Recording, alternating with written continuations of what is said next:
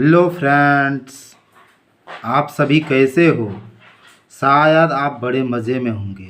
आपका CTET class में बहुत बहुत स्वागत है। मेरा आज का topic VVI question of Hindi है और यह अधिगम और अर्जन चैप्टर से लिया गया है। ये काफ़ी महत्वपूर्ण है। ऐसे प्रश्न आपका एग्जाम में बार बार आते हैं। देखिए, हमारा पहला सवाल आज का क्या है कि बच्चा अपनी भाषा के दौरान दो प्रकार की बोली बोलता है। समझिएगा सवाल। बच्चा अपनी भाषा के दौरान दो प्रकार की बोली बोलता है। ये कथन किसका है? चॉम्स्की का है, वाइगोत्स्की का है, पियाजे का कि पावलोव का? बताइए आपका कौन सा राइट होगा। तो आपका राइट हो जाएगा वाइगोत्स्की का। ठीक है, क्योंकि वाइगोत्स्की के अनुसार वाइगोत्स्की कहता है कि बच्चा अपनी भाषा के विकास के दौरान दो प्रकार की बोली बोलता है। ठीक है, ये बात वाइगोत्स्की ने कहा कि बच्चा अपने भाषा का विकास जो करता है इसके दौरान वह दो प्रकार की बोली बोलता है। एक बोली उसका आत्म केंद्रित होता है। आत्म केंद्रित क्या होता है कि बालक स्वयं से खुद से संवाद करता है, यानी बात करता है। और एक होता है सामाजिक, इसमें दूसरे से संवाद करता है। तो आप ये समझ गए कि बच्चा अपनी भाषा के दौरान दो प्रकार की बोली बोलता है। एक बोली उसका क्या होता है? आत्म केंद्रित होता है, और एक सामाजिक होता है। आत्म केंद्रित में बालक खुद से बात करता है, सामाजिक में दूसरे से बात करता है। ये बात किसी और ने नहीं, वाइगोत्स्की ने कहा था। अब देखिए, वाइगोत्स्की ने सामाजिक सिद्धांत दिया है ना, तो यहाँ है कि बच्चा अपनी भाषा के दौरान दो प्रकार की बोली बोलता है। अब दो प्रकार का बोली, जो आत्म केंद्रित और ये सामाजिक जो है, तो यहाँ सामाजिक जो आ रहा है ना, तो सामाजिक के बारे में वाइगोत्स्की आपका राइट जाएगा। इस तरह से आप समझ लीजिए। ठीक है, अब देखिए आगे हम बढ़ते हैं। कहता है बच्चे में संज्ञानात्मक विकास होता है। सही बात है। ये संज्ञानात्मक क्या होता है? जिसको कि हम लोग कोई भी नया चीज़ को जानते हैं, यानी कोई भी चीज़ का संज्ञान होना, ज्ञान होना, यानी ये कॉग्निटिव से संबंध है, यानी ये मानसिक चीज़ है। बच्चे में संज्ञानात्मक विकास होता है, यानी संज्ञान का जो विकास होता है।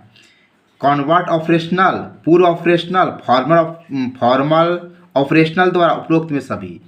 आपका बताइए कौन सा राइट होगा। तो बच्चे में जो संज्ञानात्मक विकास होता है, आप पियाजे का संज्ञानात्मक विकास सिद्धांत पढ़े हैं, तो बच्चे में संज्ञानात्मक विकास में आपका कन्वर्ट ऑपरेशनल भी हो जाएगा, पूर्व ऑपरेशनल भी हो जाएगा, और फॉर्मल ऑपरेशनल भी होगा। इसमें उपरोक्त में सभी आपका जाएगा।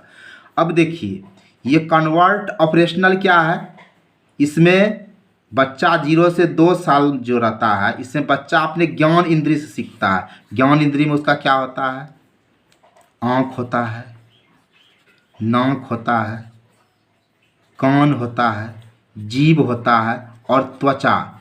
ये 5 मानव का ज्ञान इंद्रिय है, वह इसके प्रयोग से सीखता है। ये कन्वर्ट ऑपरेशनल में। ठीक है, चलिए, तो ये उसके बाद देखिए क्या है? पूर्व ऑपरेशनल। इसमें पूर्व ऑपरेशनल का मतलब क्रिया करने से पहले की अवस्था, ये 2 से 7 साल है। ठीक है, और ये फॉर्मल ऑपरेशनल में बच्चा अमूर्त चिंतन करता है, यानी वो जिस चीज़ को नहीं भी देखा है उस पर वो चिंतन करने लगता है। तो यहाँ देखो सवाल भाई क्या है? बच्चे में संज्ञानात्मक विकास होता है, तो ये कन्वर्ट ऑपरेशनल में भी होता है, यानी 0 से 2 साल में भी।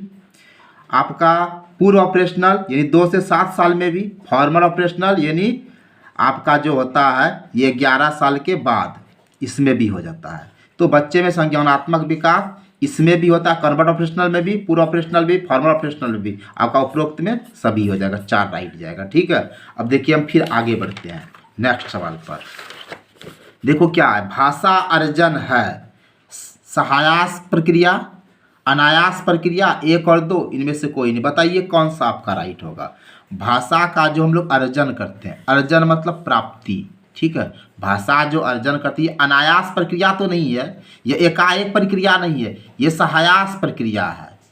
यानी भाषा अर्जन जो होता है ये हमारा बचपन से ही ये गुण होता है, ये सहायास प्रक्रिया है। अनायास मतलब एकाएक नहीं है, ये सडनली नहीं है, ये तो होते रहता है। भाषा अर्जन सहायास प्रक्रिया, अनायास नहीं है।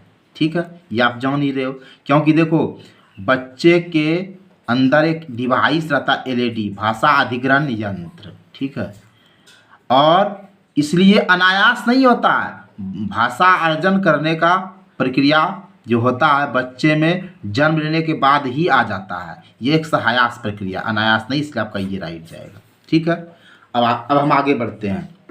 भाषा सीखने के क्रम में आप भाषा जान ही रहे हो जिसके द्वारा मनुष्य अपने विचारों को लिख कर, बोल कर या इशारे द्वारा प्रकट करता है, वही भाषा है। तो भाषा सीखने में, भाषा के अधिगम में के क्रम में बालक के अंतर्गत सर्वप्रथम किस अभिव्यक्ति का विकास होता है? देखिए क्या कह रहा है सवाल कि हम लोग जो लैंग्वेज लर्निंग करते हैं, भाषा का जो अधिगम करते हैं, भाषा को जो सीखते हैं, अब देखो क्या है, तो आप समझ रहे हैं ना कि भाषा सीखने के क्रम में, भाषा जो हम लोग सीखते हैं इसके क्रम में बालक के अंतर्गत सर्वप्रथम किस अभिव्यक्ति का विकास होता है? यानी जब भाषा लर्निंग करता है इसके क्रम में एक बालक में सबसे पहले कौन सा अभिव्यक्ति का विकास है? सांकेतिक होगा कि मौखिक होगा कि लिखित होगा कि शिक्षण होगा? बताइए। तो देखो भाषा सीखने क्रम में बालक के अंतर्गत जो सबसे पहले जो अभिव्यक्ति होता है जिसको वो व्यक्त करता है वो मौखिक होता है। ठीक है, क्योंकि वो बोलता है। ठीक है, पहले वो बोलना सीखता है, इसलिए मौखिक हो जाएगा। ठीक है, आपका ये 2 नंबर राइट जाएगा। अब देखो गाइस, भाषा अर्जन में ये जो लैंग्वेज का अर्जन है इसमें विद्यार्थी नहीं करता है। देखिए नहीं वाला है, अभ्यास तो करता है। भाषा अर्जन में विद्यार्थी अभ्यास करता है, प्रैक्टिस करता है, शब्दों का पुनरावृत्ति रिपीट भी करता है, वो अनुकरण कॉपी भी करता है, लेकिन व्याकरण के नियमों का निर्माण नहीं करता। तो ये आपका यस है, पॉजिटिव है। ये भी आपका यस है, करता है, ये भी यस है, लेकिन ये नो आपका, ये पॉजिटिव है, ये भी पॉजिटिव है, ये भी पॉजिटिव है, लेकिन ये निगेटिव है आपका। तो भाषा अर्जन में विद्यार्थी नहीं करता है, अभ्यास करता है, शब्दों की पुनरावृत्ति करता है, अनुकरण भी करता है, लेकिन व्याकरण के नियमों का निर्माण नहीं करता है, इसीलिए आपका 4 राइट जाएगा। ठीक है, तो एक बार और समझिए, भाषा अर्जन में विद्यार्थी नहीं करता है, अभ्यास करता है, शब्दों का पुनरावृत्ति रिपीटेशन करता है, अनुकरण कॉपी करता है, लेकिन व्याकरण के नियमों का निर्माण नहीं करता, क्योंकि ये हमारा क्या है, व्याकरण शब्द जैसे ही आ गया ये निगेटिव आ जाता है, इसीलिए हो जाएगा। ठीक है, अब देखो क्या है, भाषा अर्जन को प्रभावित करता है। हम लोग जो भाषा अर्जन करते हैं उसको प्रभावित करता है, कौन कौन इफेक्ट करता है? दैनिक जीवन का अनुभव, समाज के साथ संपर्क, इच्छा शक्ति, उपरोक्त में सभी। बताओ कौन सा राइट होगा? तो आपका राइट 4 नंबर जाएगा। क्यों? क्योंकि भाषा को जो हम लोग अर्जन करते हैं, भाषा को जो हम लोग अर्जित करते हैं, इसको प्रभावित करता है दैनिक जीवन का अनुभव। ये डेली लाइफ का जो अनुभव है, रोज़ का जो अनुभव है, ये भाषा अर्जन को प्रभावित करता है। हम जिस तरह का अनुभव करते हैं उस तरह का भाषा अर्जन करते हैं। देखिए, अगर आप मान लीजिए गांव में रह रहे हैं, ठीक है, ध्यान दीजिए, आप देखिए शहर जाइए, शहर आप रोज़, आप गांव के निवासी हो, गांव में रहते हैं, रोज़ आप शहर जब जाओगे तो देखो वहाँ क्या होगा, वहाँ रोज़ अगर आप शहर जाते हो देखिए वहाँ का आपका बहुत सारा भाषा आप सीख लोगे। तो ये दैनिक जीवन का अनुभव को प्रभावित करता है। समाज के साथ संपर्क, आप समाज के साथ जब संपर्क करोगे तो ये भाषा को प्रभावित करेगा। अगर मान लीजिए आप अच्छा सोसाइटी में, अच्छा समाज में रहते हैं तो देखिएगा आपका भाषा अच्छा हो जाएगा। आप गंदे समाज में रहते हो, गाली गलौज वाला समाज में रहते हो, देखो आप गाली गलौज सीख लोगे, आपका उस तरह का हो जाएगा। तो ये समाज के साथ संपर्क भी हो जाएगा। इच्छा शक्ति, इच्छा शक्ति तो कोई काम के लिए बहुत ही इंपॉर्टेंट होता है। तो भाषा अर्जन को प्रभावित करता है दैनिक जीवन का अनुभव भी, समाज के साथ संपर्क भी, और आपका इच्छा शक्ति, इसलिए उपरोक्त में सभी जाएगा। ठीक है, अब चलिए हम आगे बढ़ते हैं। देखिए क्या है, भाषा का अस्तित्व एवं विकास समाज के बाहर नहीं हो सकता। ये कथन किसका है? चॉम्स्की का है, ओरेनिन का है, वाइगोत्स्की का है कि जीन पियाजे का है? बताओ कौन सा आपका सही होगा। भाषा के अस्तित्व एवं विकास, यहाँ तक कि समाज के बाहर नहीं हो सकता है, यानी भाषा का अस्तित्व और विकास समाज में ही हो सकता है। और जब भी समाज शब्द आए तो वाइगोत्स्की ने ही तो सामाजिक सिद्धांत दिया था ना। आपका राइट वाइगोत्स्की जाएगा, समझ रहे हैं ना, क्योंकि वाइगोत्स्की कहता है कि भाषा का जो अस्तित्व है और विकास जो वो समाज के बाहर नहीं हो सकता है। यानी हम समाज के बिना हमारा भाषा का कोई अस्तित्व नहीं है और ये डेवलपमेंट नहीं कर सकता है। अगर कोई भी लैंग्वेज एग्जिस्ट में रहेगा और वो डेवलपमेंट करेगा तो उसके लिए सोसाइटी चाहिए, ये वाइगोत्स्की का कहना है, इसलिए आपका ये राइट जाएगा। अब देखो एक बहुत प्यारा सा क्वेश्चन है, ये बहुत बार पूछता है इस टाइप से क्वेश्चन कि 50,000 शब्द बालक के किस आयु सीमा में सीखता है? 4 से 6 वर्ष में, 6 से 8 वर्ष में, 9 से 11 वर्ष में, 12 से 15 वर्ष में। आपका राइट हो जाएगा 9 से 11 साल में बच्चा 50,000 शब्द सीख लेता है। जब बच्चे 9 से 11 साल तक रहते हैं ना तो 50,000 शब्द लगभग सीख लेते हैं। देखिए हम आपको थोड़ा यहाँ चार्ट भी बना दिए हैं और हम आपको बताए हैं कि किस उम्र में बच्चा कितना वर्ड सीखता है, इसको आप दिमाग में रखिएगा। जन्म से 8 माह तक बच्चा क्या होता है? जीरो, कोई भी उसका शब्द का भंडार नहीं रहता, उसके पास कोई भी शब्द का स्टॉक नहीं रहता। लेकिन 9 माह से 12 माह तक में बच्चा 3 से 4 शब्द का लगभग स्टॉक करता है, मामा पापा ऐसे, ठीक है। 1.5 वर्ष तक वह 10 या 12 शब्द का स्टॉक कर लेता है। 2 वर्ष तक वह 272 शब्द का स्टॉकेज कर लेता है गाइज, ठीक है। और 2.5 वर्ष तक, 2.5 साल में वो 450 शब्द स्टॉक कर लेता है। 3 वर्ष तक वो 1000 शब्द स्टॉक कर लेता है। 3.5 वर्ष तक वो 1250 शब्द स्टॉकेज कर लेता है। 4 वर्ष तक में वो 1600 शब्द स्टॉक कर लेता है। 5 वर्ष तक में वो 2100 शब्द स्टॉक कर लेता है। 11 वर्ष तक में वो 50,000 शब्द करता है। 14 वर्ष तक में 80,000 शब्द और 16 वर्ष के आगे वो 1 लाख से अधिक शब्द को स्टॉकेज कर लेता है। तो ये आप थोड़ा सा ध्यान दीजिएगा, ठीक है। इस पर आपको प्रश्न पूछ सकता है, ठीक है। तो यहाँ टॉपिक था 50,000 शब्द। तो देखिए 50,000 शब्द की बात आ रहा है, तो देखिए 11 वर्ष तक है ना, 9 से 11 वर्ष तक, 9 और 11 के बीच तक आपका ये राइट जाएगा, ठीक है। अब फिर हम आगे बढ़ते हैं। देखिए अब आप इस सवाल को समझिए, अन्य विषयों की कक्षाओं की भाषा, ठीक है। अन्य विषयों की कक्षाएं भी भाषा अधिगम में सहायता करती है। क्या कहता है? देखिए अन्य विषयों की कक्षाएं, अन्य विषय क्या हुआ? जैसे मान लीजिए हिंदी है, मैथ है, साइंस है, सोशल साइंस है, तो ये सब क्या अन्य विषय है ना, एक ही विषय तो नहीं, अन्य विषय, ठीक है। अन्य विषयों की कक्षाओं में भी आप भाषा अधिगम में आपको सहायता करेगी। अन्य विषय जो ये अदर सब्जेक्ट जो भी है वो क्लास में आपको भाषा अधिगम में सहायता करता है। क्यों? क्योंकि इसमें कौन सा रीजन होगा सही कि सभी शिक्षक एक से अधिक भाषा जानते हैं। ये होगा कि अन्य विषयों की पाठ्य पुस्तकें भाषा शिक्षक के उद्देश्यों को ध्यान में रखती। ये होगा कि अन्य विषयों को पढ़ने पर वैविध्यपूर्ण भाषा प्रयोग के अनेक अवसर उपलब्ध होते हैं। अन्य विषयों के शिक्षक विषय के साथ साथ भाषा भी सिखाते हैं। इसमें कौन सा राइट होगा? तो आपका राइट ये 3 नंबर जाएगा। क्या होगा जरा समझिए। यहाँ कह रहा है कि अन्य विषयों की कक्षाएं भी भाषा अधिगम में अन्य विषय की कक्षाएं, अलग अलग सब्जेक्ट का जो क्लास है वो भाषा अधिगम में सहायता करता है। क्यों? क्योंकि सभी शिक्षक एक से अधिक भाषा जानते हैं। ये आपका सही नहीं है। इसमें क्या कर रहा है? ये आपका सही नहीं, क्योंकि सभी शिक्षक एक से अधिक भाषा जानते हैं ये कोई जरूरी नहीं है। बहुत सारा शिक्षक एक ही भाषा को जानता है। अच्छा, अन्य विषयों की पाठ्य पुस्तक भाषा शिक्षक के उद्देश्य को ध्यान में रखती है। अन्य विषय जो है वो पाठ्य पुस्तक भाषा शिक्षक के उद्देश्य को ध्यान रखती है, ये भी नहीं आपका हो जाएगा। लेकिन अन्य विषयों को पढ़ने पर, लेकिन अगर हम अन्य विषय को पढ़ेंगे, जैसे मान लीजिए मैथ है, हिंदी है, साइंस है, सोशल साइंस, अन्य विषय को पढ़ने पर हमें देखिए क्या होगा, वैविध्यपूर्ण माना अलग अलग, वैविध्यपूर्ण माना क्या होगा, अलग अलग, डिफर, अलग अलग भाषा प्रयोग के अनेक अवसर उपलब्ध होंगे। ठीक है, यहाँ देखिए अवसर शब्द है, इसलिए ये पॉजिटिव हो रहा है।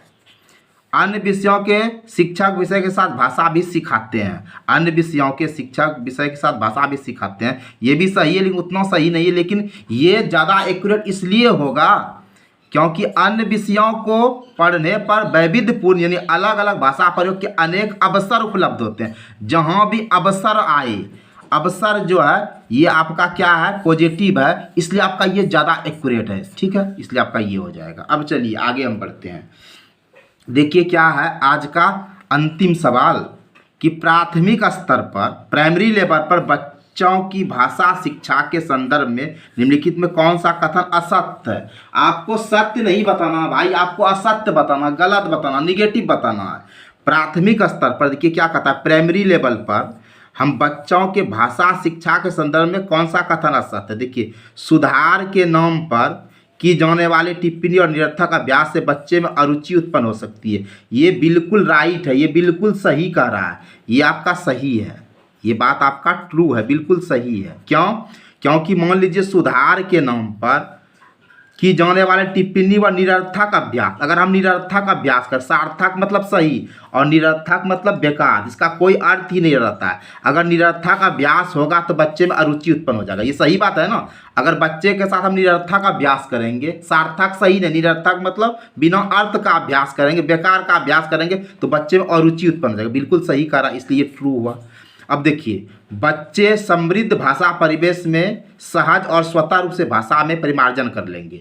देखिए, अगर बच्चे को समृद्ध भाषा परिवेश, अगर बच्चे को भाषा सीखने का बढ़िया परिवेश मिलेगा तो सहज, सहज मतलब आराम से, और स्वतः मतलब खुद रूप से भाषा में परिमार्जन कर लेगा, भाषा में सुधार कर लेगा। ये भी बिल्कुल सही बात है, क्योंकि ये एकदम बिल्कुल सही है कि बच्चा को अगर समृद्ध अच्छा भाषा वाला परिवेश मिलेगा तो वह सहज ही, बड़े आराम से और खुद ही भाषा में परिमार्जन कर लेगा। देखिए, हम बच्चा जो छोटा बच्चा जो बोलता है तो उसको कोई बोलने वाला स्कूल में हम लोग नहीं पढ़ाते हैं। क्या होता है, वो घर में हम लोग से सुनकर बहुत सारा चीज़ सीख लेता है। अगर घर का माहौल अच्छा रहेगा तो बच्चा देखिए अच्छा अनुशासित बातों को सीखता है। वही घर का माहौल गाली गलौज वाला रहता है उस तरह का सीख लेता है। तो देखिए, यहाँ टॉपिक है बच्चा समृद्ध भाषा परिवेश में सहज यानी आराम से और स्वतः रूप से भाषा में परिमार्जन कर लेगा, बिल्कुल सही बात है। अब देखिए क्या है तीसरा, बच्चे भाषा की जटिल और समृद्ध संरचनाओं के साथ विद्यालय आते हैं, बिल्कुल ये भी ट्रू है, ये भी एकदम सही है। क्यों? क्योंकि बच्चे भाषा का जटिल और सरल मतलब हल्का, जटिल मतलब भारी, और समृद्ध मतलब धनी संरचनाओं के साथ विद्यालय आता है। बच्चा जो आता है कई जटिल और समृद्ध संरचना वाला भाषा लेकर आता है, तो ये बिल्कुल सही है। क्योंकि देखो, अब स्कूल में हर तरह का बच्चा आता है, मान लो कोई तेलुगु वाला बच्चा आता है, कोई कन्नड़ वाला आता है, कोई मराठी आता है, कोई गुजराती आता है। अब देखो, तो यहाँ बच्चे का भाषा जो रहता है वो शुरुआती में जो बचपन वो जटिल रहता है और वो समृद्ध संरचना के साथ विद्यालय आता है। ऐसा बात नहीं समझिए कि बच्चा जो आता है वो बेकार होता है। बच्चा को आप कोरा मत कहो, क्योंकि बच्चे भाषा की जटिल और समृद्ध संरचनाओं के साथ वो स्कूल आता है, समझिएगा। तो ये भी आपका ट्रू होगा। लेकिन यहाँ देखिए, बच्चों की भाषा संकल्पना, जो बच्चे का लैंग्वेज कॉन्सेप्ट है और वो विद्यालय में जो प्रचलित भाषा परिवेश में विरोधाभास ही भाषा सीखने में सहायक होता है, ये आपका फॉल्स हो जाएगा, ये आपका निगेटिव हो जाएगा। देखिए, ये निगेटिव क्यों हो गया? देखिए, बच्चे की भाषा संकल्पना और विद्यालय में प्रचलित भाषा परिवेश में विरोधाभास, ये विरोधाभास आ गया, ये निगेटिव हो गया ना। विरोधाभास ही भाषा सीखने में सहायक होता है। जब विरोधाभास होगा तो कैसे सीखेगा? जैसे हम आपको ये कहते हैं कि आपको हम मुंह में रोटी दे रहे हैं, आपके मुंह में रोटी दे रहे हैं और आप बंद कर दीजिएगा तो आपके मुंह में रोटी जाएगा? तो रोटी खाने के लिए आपको मुंह खुला रखना पड़ेगा, लेकिन विरोध जब बंद कीजिएगा तो रोटी नहीं ना जाएगा। तो यहाँ वैसे ही हो रहा है ना, बच्चे की भाषा संकल्पना और विद्यालय में जो प्रचलित भाषा परिवेश में विरोधाभास हो रहा है तो भाषा सीखने में सहायक नहीं हो सकता है। जब विरोधाभास हो जाएगा तो सहायक नहीं होगा, ये आपका निगेटिव हो जाएगा, ये निगेटिव वर्ड। तो ये सब जो है आपका 1 नंबर पॉजिटिव है, 2 नंबर भी पॉजिटिव है, 3 नंबर भी पॉजिटिव है, लेकिन ये 4 नंबर नेगेटिव हो जाए है, इसलिए 4 नंबर होगा। तो शायद आप ये समझ ली, एक बार और समझ लीजिए कि प्राथमिक स्तर पर बच्चे की भाषा शिक्षा के संदर्भ में कौन सा कथन असत्य है या जो विरोधाभास है, इसलिए आप इसको निगेटिव वर्ड का कैसे भी समझ सकते हैं। तो आई होप गाइज आप आज के वीडियो को बड़े मज़े से समझे होंगे। अगर आपको सही मायने में वीडियो समझ में आता है तो आप एक लाइक करें, और आपसे अनुरोध है, मैं आपसे बार बार अनुरोध करता हूं कि अगर आप मेरे चैनल से नहीं जुड़े हैं तो प्लीज़ आप मेरे चैनल से जुड़ जाइए, ताकि आपको मेरे हर वीडियो का नोटिफिकेशन मिल सके। मैं रोज़ वीडियो बनाता हूं, नियमित वीडियो बनाता हूं, ताकि आपका एग्ज़ाम बड़े मज़े से क्रैक हो सके। अब मैं ज़्यादा आपको कुछ नहीं कहूँगा। आपको वीडियो वॉचिंग के लिए बहुत बहुत धन्यवाद। जय हिंद, जय भारत।